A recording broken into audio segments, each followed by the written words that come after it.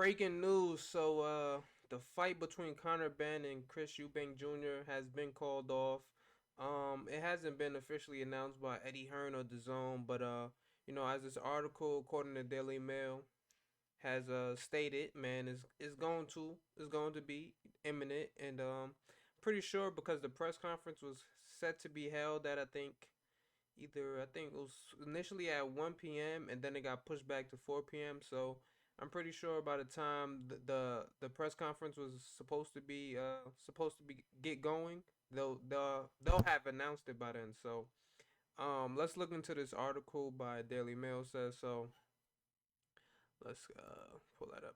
Breaking news: Chris Eubank Jr. versus Conor Benn is now off after lawyers failed to find a way to resurrect the fight following Benn's positive drug test, which saw the BBBC block Saturday's O2 bout. The fight was supposed to take place in the O2 arena. Now it's kind of interesting to see what's gonna happen to the undercard. I don't even think there was a big undercard like any household names. From Matter of fact, let me see. Cause I was looking at the sports lines and I was trying to figure out. Let me see. Scroll down to October 8th real quick. We're gonna do this real quick. Oh, crap! I went past it. All right. So where's this fight at? So I'm pretty sure the fights under that will be somewhere. Some of these names are probably the undercard fights. Harlem Eubank. Yeah, this is likely the undercard. They have Felix Cash, so yeah, this is probably the undercard. But none of these guys are household names. I don't really know any of these motherfuckers. So let's get back into the article though. It says so. This weekend's highly anticipated clash between Chris Eubank Jr. and Conor Benn is officially off. The iconic matchup was plunged into doubt on Wednesday after Sportsmail broke the bombshell news that Benn had tested positive for a banned substance, clomiphene. It says co-promoters Eddie Hearn and Kaylee Soderland, as well as both Eubank Jr. and Benn on Wednesday, insist they still plan for the fight to go ahead, with sources reiterated to Sportsmail on Thursday morning. Right. So I'm not gonna get to this next line yet, but I want to say the main reason for this fight definitely breaking off. I think Eddie Hearn didn't want to ruin his relationship with the British boxing board, because this fight shouldn't have taken place anyway. So you kinda want to stay in their good graces, so I can understand why he said. Eddie Hearn also said that he's not going to any other um he's not going to sanction this fight under any other commission or whatnot. So let's read on. How the fight will actually go ahead remains to be seen. However, following an announcement from the British Boxing Board stating the bout was prohibited from taking place. Okay, let's see.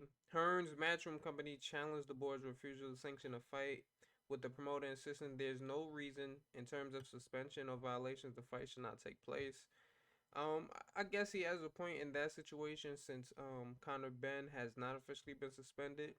The fight should take place in his opinion, but like I said, if you watched my video yesterday, he's just a contradiction, bro. Cause he literally criticized other fights for happening when there was a positive drug test. Now, you could do the whole semantics things of the A test, the B test, but the A test and the B test, I've literally seen Lou DiBella tweet. He said 99% of the time, whatever's in the A test is gonna be in the B test because they're literally taken on the same day. It's just two different tubes of whatever. I guess you piss in or whatever. So he said, so the article goes on to say, however, following extensive legal talks on Thursday afternoon, the decision to call off the bout was finally made.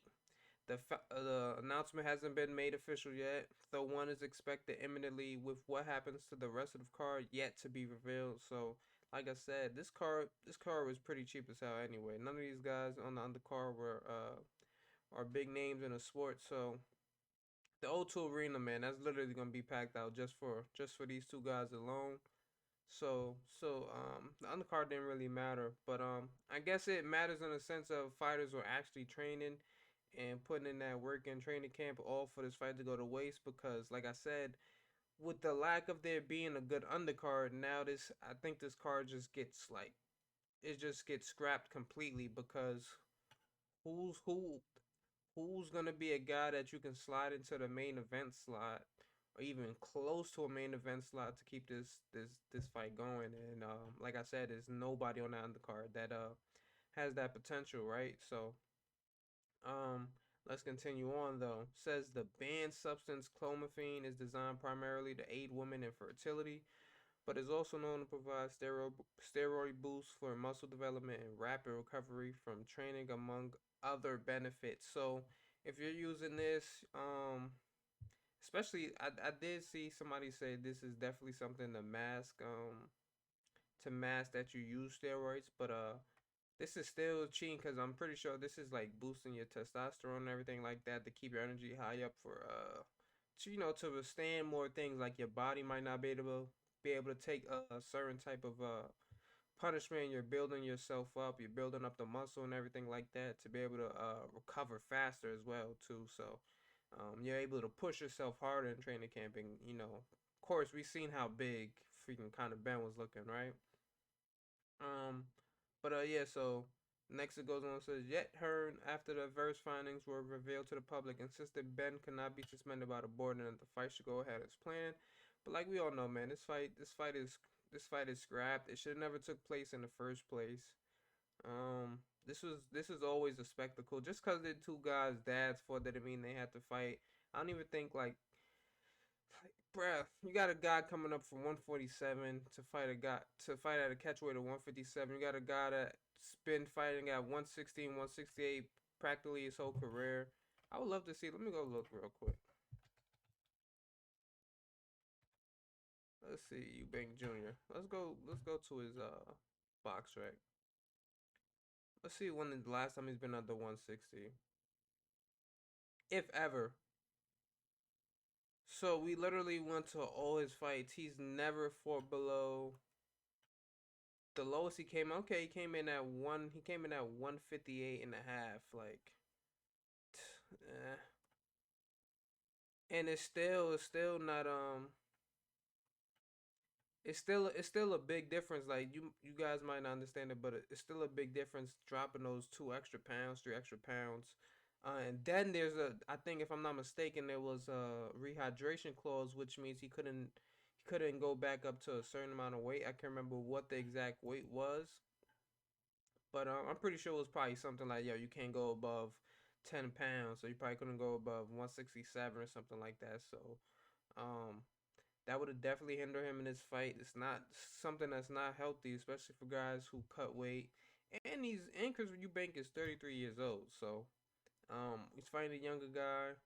Um, this fight, I ain't gonna lie, I'm gonna be honest, man. A lot of people were saying Chris Eubank is gonna be too much for Conor Benn just because of the size difference. But we seen, if you guys remember, we seen when Pacquiao fought Oscar De La Hoya, it was the same thing. I think Pacquiao went up from was it 140 or 135? I think it might have been 135. Let me see. And Oscar didn't fight at 147 at ages, and Oscar met him down at 147. Let me see. We're gonna see what the Come on, bro. Come on, box rec. Let's get it together. Let me see when he fought Oscar. All right, so he came up to 142, and Oscar met him at 145. So you see when a guy's not fighting at his normal weight class, what happens? Man, he retired him. And if you watch that fight, Oscar was just way too slow, sluggish, and everything like that, right? Let me see. At that time, what was he fighting at before he fought Pacquiao? Oh yeah, so that was his last fight. Yeah, I'm tweaking. I missed it. So before he fought Pacquiao, he had already won up to 160. He was fighting down at 154. He tried to get to 150. He got to 150 against Steve Ford, but come on. But coming down to 145 after not fighting at that weight in eight. Let's see, what was the last time he fought there? From 2001. So it was a 7 year difference since the last time he fought at anything around 147, right? So like I said, I already knew what the outcome of this fight was gonna be. I was gonna win some easy money, bro. I'm telling you, Conor Ben was gonna knock him out, and especially knowing that he was using some PEDs, man, it would have made my case even better. And that's about it for that, though. I'm gonna wait it out to see for the official announcement. I think their press conference should be starting anytime soon now. So let's see how that goes. But with that being said, I'm gonna head up out of here, man.